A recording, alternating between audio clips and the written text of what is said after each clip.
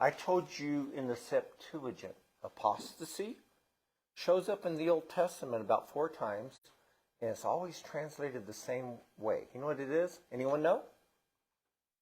Apostasy. In fact, it's biblion apostasiou. Biblion, what does that sound like? Bible. It's the Bible of apostasy. It's known as a certificate of divorce. Is what the way they translate certificate of divorce is apostasy, or Bible of apostasy. There's probably a lot of stuff there. Okay?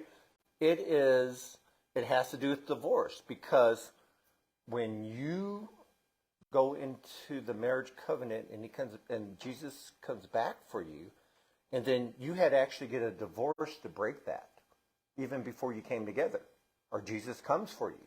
Okay? So I just found that really, really interesting. So apostasy is translated as divorce in the Old Testament, in the Septuagint, the Greek translation. Now I want to talk about the believer's threefold pattern right here. Okay, believer's threefold path. Because I just noticed this today.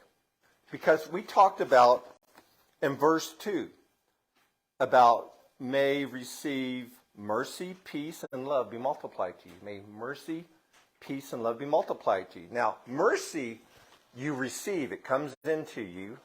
And then what happens is the peace results inward and then the love comes outward. Threefold path for the believer. So now we have the apostate threefold. Now, we're going to see there's a pattern that they're going to give here with Egypt, the angels, and then Sodom and Gomorrah. There's a progression, there's a pattern there. And let's take a look at it. Okay, now in Egypt, here's what it is. You have a mass exodus out of Egypt, out of the world, right? So I would say the apostates in the community of believers, in it. All right. Then you have the angels who apostatize and leave their place. Now you have the apostates. First they're in the community, then they go out of it. Then you have Sodom and Gomorrah. They go out of it, and where do they go? Into the world. Total just sexual immorality. Now, not every apostate gets that last stage. Okay? But that's where they would eventually go.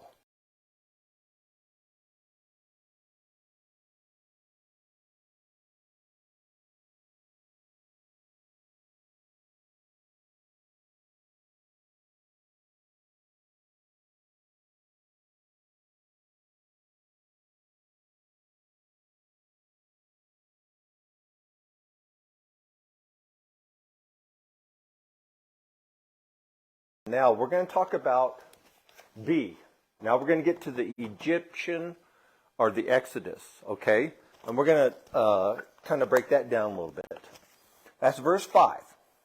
Now, I desire to remind you, though you know all things once for all, that the Lord, after saving a people out of the land of Egypt, subsequently destroyed those who did not believe. So apparently in that community, there are non-believers. Are there any non-believers in the church you guys go to? Okay. What about after the rapture? I guess everybody's going to be gone in that church, right? No? Okay. I know one pastor, every time I start talking generally about this, he always goes, "You're not talking about my church. Not my church." I mean, he starts having a cow. Seriously. I'll tell you later who it is, Vicki. Okay? But seriously, he has an absolute cow. It's just like, I can't believe you're saying that. Any church that goes above, say, 3 or 4 people, I guarantee you there's tares in there. Okay, it's just the way it is. So, now with the Exodus pattern, we're going to go from a hardened heart to sin. This is within the walls of the church. Now in Hebrews chapter 3, 7 through 19, he talks about, and I'll just read it real quickly. Therefore, just as the Holy Spirit says, today if you hear his voice, do not harden your hearts as when they provoked me, as in the day of trial in the wilderness, where your fathers tried me by testing me and saw my works for 40 years. Therefore, I was angry with this generation and said, they always go astray in their heart, and they do not know my ways. As I swore in my wrath, they shall not enter into my rest. Take care, brethren, lest there be in any one of you an evil, unbelieving heart that falls away from the living God. So it's an evil heart, it's an unbelieving heart, and you apostatize as a result of that. But encourage one another day after day, as long as it's still called today, so that none of you will be hardened by the deceitfulness of sin. Sounds like Hebrews 10, 24 and 25. Don't forsake the assembling of yourselves, encourage one another and all that. Okay? For we have become partakers of Christ if we hold fast the beginning of our assurance firm into the end. While it is said today, if you hear his voice, do not harden your hearts as when they provoked me. For who provoked them when they heard? Indeed, was not all those who came out of Egypt, led by Moses? And with whom was he angry with for 40 years? So it was not those who sinned, whose bodies fell in the wilderness. And to whom did he swear they should not enter his rest? But those who were disobedient. So we see they were not able to enter because of disobedience. Okay, so we see that they come out of Egypt. And Egypt's a type of what? The world. Yeah. Pharaoh's a type of Satan. Yeah, Satan. He's the ruler of the world, right? So they all come out together, and they're all in one community, and yet we see that there's a false element in there. Same thing with the wheat and the tares. Okay, that's what we're talking about with the book of Jude, or the book of Judas more accurately, okay, is that there is that element of true believers and false believers. Or like even in the Matthew 13 parables.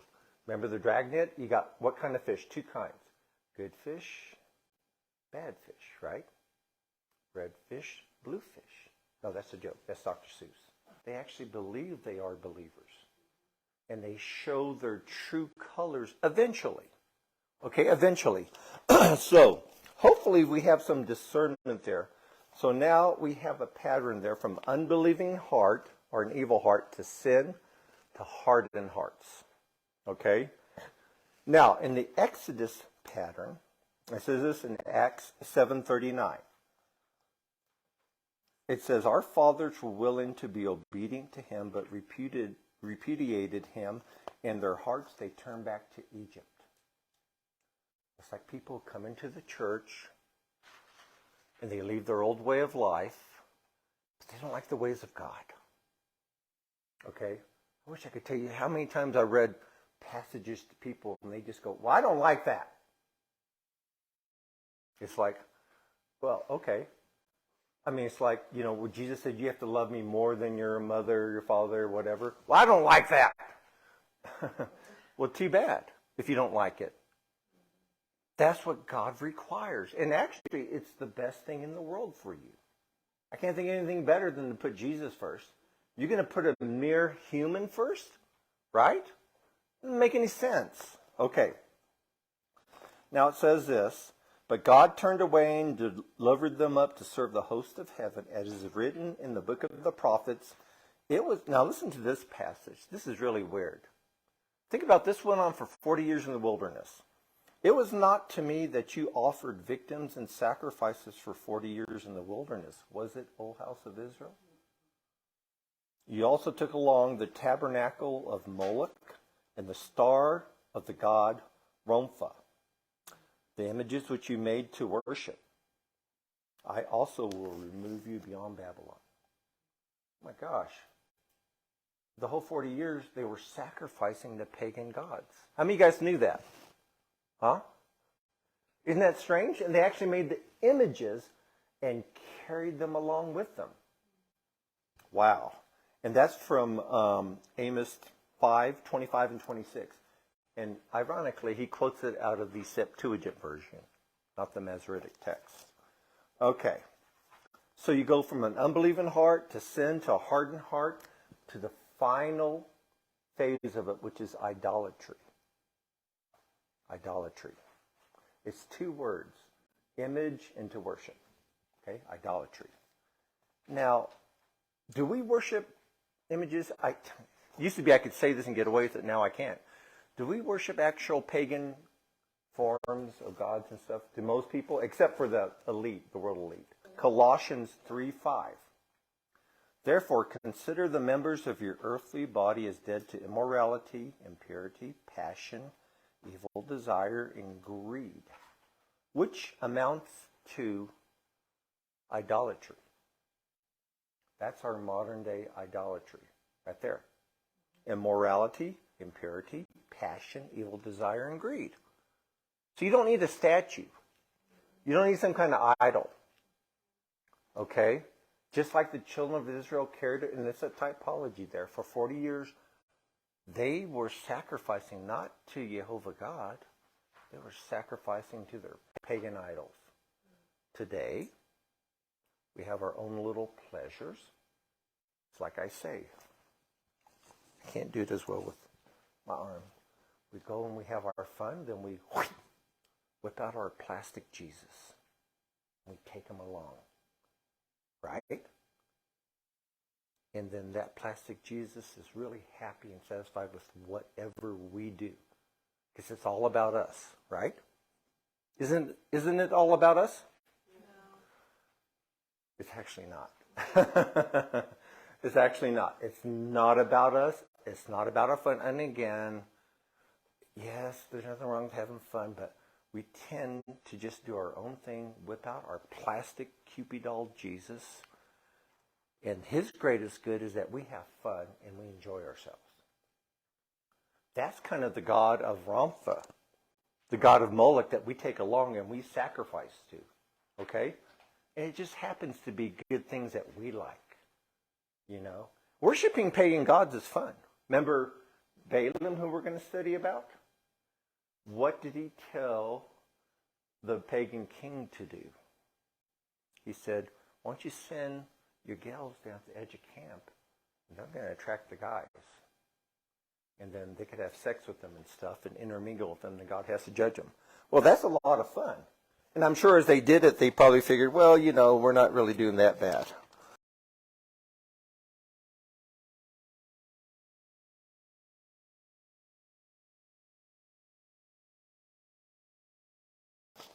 We're going to go to the fallen angels now.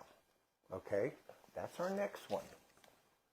So now in Egypt, you have in the community of believers, God's judging them. Now with the angels, they're out. Now listen to this scenario. This is really interesting. Okay? Verse 6, and angels who did not keep their own domain, but abandoned their proper abode, he has kept in eternal bonds in her darkness for the judgment of the great day. So let's see what actually happened there. And angels who did not keep their own domain, that word is arche. Arche. Jesus is the arche of creation. He's the source or the beginning or the head of creation. Have you heard of an archangel? Archangel? A head angel, right? So apparently they left their own arche, their own structure, okay? And they abandoned their proper abode. Now listen to this. It's okatarian. It's only used one other time, that word. So let's look at the other time it's used and see what we can discern from that. It says this. And before I get to that, in Job 4:18, Eliphaz the Temanite said this, he puts no trust even in his servants, and against his angels he charges error. Now, when did God ever charge angels with error? Remember, they're much closer to creation, right? So we're going to find that out. When did God charge the angels with error? Okay? And that Hebrew word means an error, it's a folly. It indicates a deviation from perfection, a flaw of any kind. So they left their own domain, they left their arche, their structure up there. Now, they abandoned their proper abode, their okatarium. Now, there's the only other time it's used. 2 Corinthians 5:2. Ready? For indeed in this house, our bodies, we groan, longing to be clothed with our dwelling from heaven, our ocaterium from heaven. What's that mean? Our new bodies. It's calling our bodies houses, but we're longing for that dwelling, that housing from heaven, that ocaterium. Well, it refers to the angels had an ocaterium, a body, a housing, up in heaven. They left that for another ocaterium, another type of body. Okay? So they left their arche, their authority structure, and they came down and they took another body. Let's see here. I wonder what that could refer to. Okay, so when we get to Genesis 6, 1 through 4, we're going to see what that is. And 2 Peter chapter 2 is going to help us put the sequence together. So let's go to the book of Enoch. That's not scripture! I know it's not scripture. It's just extra biblical materials that can add a lot. We use Josephus. How many of you guys have heard of a pastor quote from Josephus? All of you know, well, Josephus says, what was he? Actually, he was a first century Pharisee who was a general, who the Jews considered a traitor because he went over to the Roman side.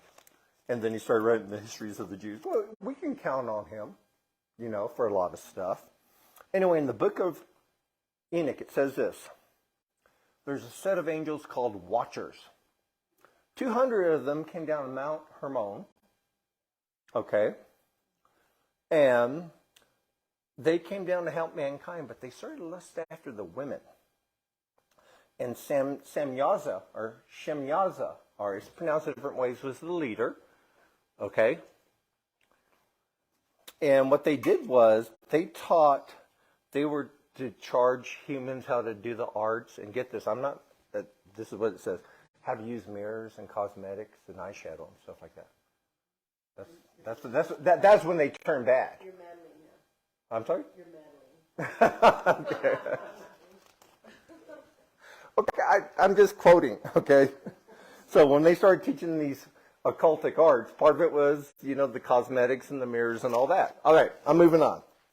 And then Uriel, okay, one of the angels came down and warned Noah about the flood. And that's when he sent the flood. Now, what about the timing element of these angels? Well, here's the thing. 2 Peter 2, 4, and 6 has the same account, except one of them's changed. Let me read it. 2 Peter chapter 2, verse 4. For God did not spare angels when they sinned, but cast them into hell, or Tartarus, and committed them to pits of darkness reserved for judgment. First thing, fallen angels. Sounds like the same thing, right? And it is. And he did not spare the ancient world, but preserved Noah, a preacher of righteousness, with 7 others, and he brought a flood upon the world of the ungodly. Fallen angels, Noah's ark, and he condemned the cities of Sodom and Gomorrah to destruction by reducing them to ashes. Wow. So, do you see a sequence there? So, in the Jude passage, one of them is different, right? Only one of them, Egypt, is different, okay? And then right here, Noah's flood is different. They're changed out. Why does he do the progression in Jude? You know why? Because there is a progression there. That's where they're inside the community. That's where they lead the community like the angels. And then that's where they go into the world, into total immorality, Sodom and Gomorrah. Why does he have that sequence in 2 Peter? Anyone know? Because it's chronological. Fallen angel, Noah's flood, and then Sodom and Gomorrah. See that? Mm-hmm. Chronological. So now all of a sudden we know when the angels fell, just before Noah's flood, right? Mm-hmm. Now let me read you Genesis 6, 1 through 4, and we're going to see what Satan's program is. Now it came about when men, not sons of God there, when men began to multiply on the face of the earth, and daughters were born to them, that the sons of God, now he's not talking about men, now he's talking about sons of God. And in all the references on the only book that we know that was written before Genesis, which is what? Job. Sons of God is always what? Angels. always angels. That the B'nai Ha-Elohim, the sons of God, saw the daughters of men were beautiful, and they took wives for themselves whomever they chose. Now, we always ask, well, how could a spiritual being come down and cohabitate with a woman, right? How could they? Because they left their okoterium. They left their bodies to get another body. Get it? How they did that, I don't know. And then people usually quote, well, Jesus said that the angels in heaven either marry or given in marriage. That's the angels in heaven. Get it? It's not the fallen angels.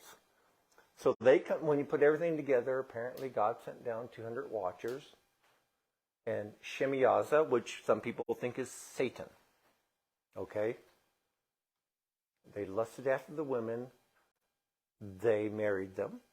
And they could produce a seed and produce offspring known as the what? Nephilim. Okay? Verse 3. Then the Lord said, my spirit shall not strive with man forever, because he is also flesh. Nevertheless, his days shall be 120 years. As in, it's going to take 120 years to build that ark, and I'm going to warn people for 120 years, and then I'm going to send the flood. And some people say, well, that's the lifespan of a man.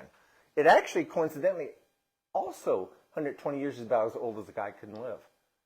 Okay? It's both. Yeah, he lived 969 years, and when he died, according to the rabbinic writings, remember how they went into the ark, and then 7 days later it started to rain? People say, why did he go in there for 7 days? There's a lot of typology. According to the rabbis, it was to mourn the death of Methuselah, which means what? His death shall bring. And what was that thing that his death brought? Was the flood, the judgment. And so God gave him all kinds of warning. Methuselah, 120 years of Noah preaching, a preacher of righteousness, on and on. Okay, verse 4, Genesis 6:4. The Nephilim were on the earth in those days and also afterwards. Ooh, wait a minute. In those days and afterwards, that's after the flood. Isn't that funny? What's the only other place that Nephilim occurs? Numbers 13:33. When the spies come back from spying out the land, they were scared to death. They said the sons of Anak were there. And they were giants. And you know what that word for giants is? Nephilim. Nephilim. And what does that word Nephilim actually mean? It actually doesn't mean, it's a I don't want to get too complicated. In the Septuagint, it calls them gigantes. And they mistranslated that as giants. Okay, but they actually were giants. Okay, so it wasn't a mistranslation. Anyways, what does Nephilim mean? Fallen one. Or fallen ones. Nephal means just fallen one. Now that's a strange name to give to the offspring, right? Here, this is my son, fallen one. Unless it refers to the hybrid that happened there. Okay? Those, I'll unravel that in a second. There's demons, there's Nephilim, there's fallen angels. And they're all different, okay? I explained that to you in the car one time, didn't I, Brad? Yes. Okay. and he's still confused. It is. It's a nerd like me that thinks about this all the time. I'll chart it out for you. Okay? Now listen to what he says in Jude 7. Since they, talking about Sodom and Gomorrah, in the same way as these fallen angels indulged in gross immorality and went after strange flesh. Wait a minute. He just got through telling you in Jude that the angels went after strange flesh. It's heteros. Meaning different from what God meant. So in Sodom and Gomorrah, we know what that means, right? And with angels, that means angels with humans. God never meant that.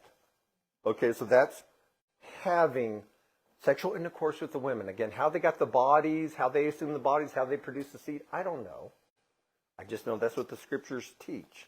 Okay, Genesis 3:15, Satan has this warning, this promise. I will put enmity between you and the woman, between your seed and her seed. He shall bruise or crush you on the head, and you shall bruise him on the heel. So God's warning to Satan was that the seed of the woman would come and crush his head. And when did that happen? At the same time, he's got his heel bruised, which was where? In the garden. Okay. Gethsemane. At the cross. Okay. So it was at the cross that Jesus bruised his heel. So if you know someone's going to smash your head, you're probably going to want to stop that, right? And so what Satan's plan was to corrupt all the human race so the seed of the woman could not come. Oh, and besides, and also the seed of the woman is a prophecy of the virgin birth. Because the man has the seed, the woman has the egg. What do you mean the seed of the woman? See if you unravel it a little bit. Yes, but how does she have a seed? It's a virgin birth. So, okay. Now, it says in Genesis 6:9, these are the records of the generations of Noah. Noah was a righteous man, blameless in his time. Noah walked with God.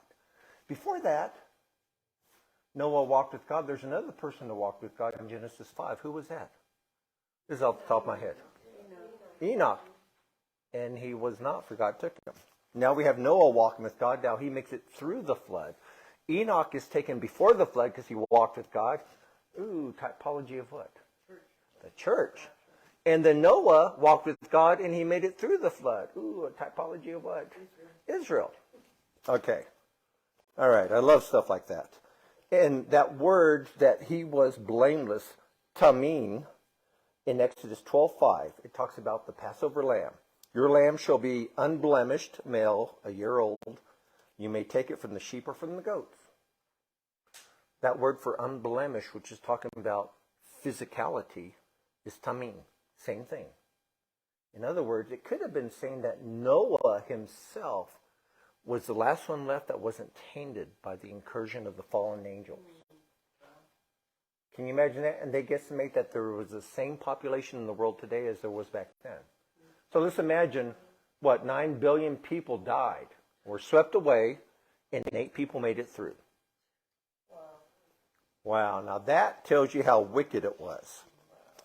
But if God didn't do it, nobody would have made it through. You would have had wickedness, and everybody would have killed everybody, and everybody would have ended up in hell. So I'm glad he does stuff like that. It seems hard, or when they go into the promised land, when God says, kill every man, woman, and child, it was a gene pool issue in that when they go into the promised land, guess who was waiting there for the children of Israel?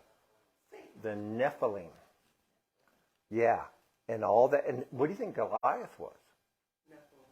And why do you think he had 6 fingers and 6 toes? Was it so you could do this little piggy goes to the market, one more time? Is that what you guys are thinking? No, that's not it. It's because that's what Nephilim had. 6 fingers and 6 toes. And you guys heard the old thing in the American West when the Indians held up to greet each other? They wanted to see how many digits you had to make sure you weren't a Nephilim. Okay? So Goliath was probably a Nephilim. And I can get into all kinds of stories of today. But anyways, so we see that pattern. Okay, 27. Okay, so they were in the earth in those days and afterwards. All right? And so when they go into the promised land, there's Nephilim there. That's what the 10, or the spies call them, right? And in fact, they're so afraid they won't go back in. These are people, we make them really just cowards.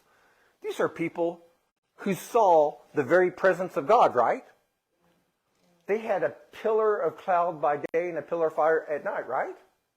They saw the Red Sea part. They saw great miracles, and we think, oh, they're just whips. Hello. They saw the Nephilim. And according to Josephus, which I'll quote him, he talks about when men saw the Nephilim, he says their countenance was so different they would faint. Okay? That it was a very awesome type of thing.